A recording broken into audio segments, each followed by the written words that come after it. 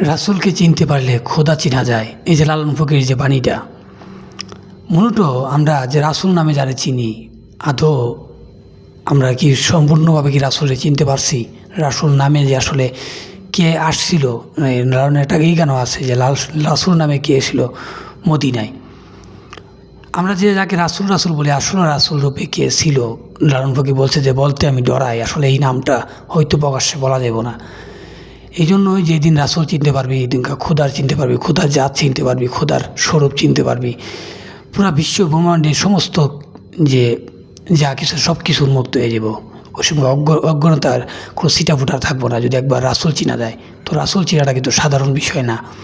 রাসূলকে আমরা যেভাবে দেখি, রাসূলের যেভাবে আমরা বর্ণনা করি, আদৌ রাসূল কীরকম ছিল, রাসূল কোন মানে রাসূলের যে সত্তাটা, এটা আসলে কী ছিল, যেদিন আমরা ন্যূনতম উপলব্ধি করতে পারবো, সেই দিন আসলে আমরা খোদা চিনতে পারবো, খোদার জাত চিনতে পারবো। পুরো বিশ্ব ব্রহ্মাণ্ডের যে এত ধর্মীয় যে বিবাদ বা এত ধর্মর যে সৃষ্টি, এগুলো সব কিছু উন্মোচন হয়ে যাব যদি রাসূল চিনা যায়। রাসূল চিনতে পারলে খোদাও চিনা যায়। ধন্যবাদ।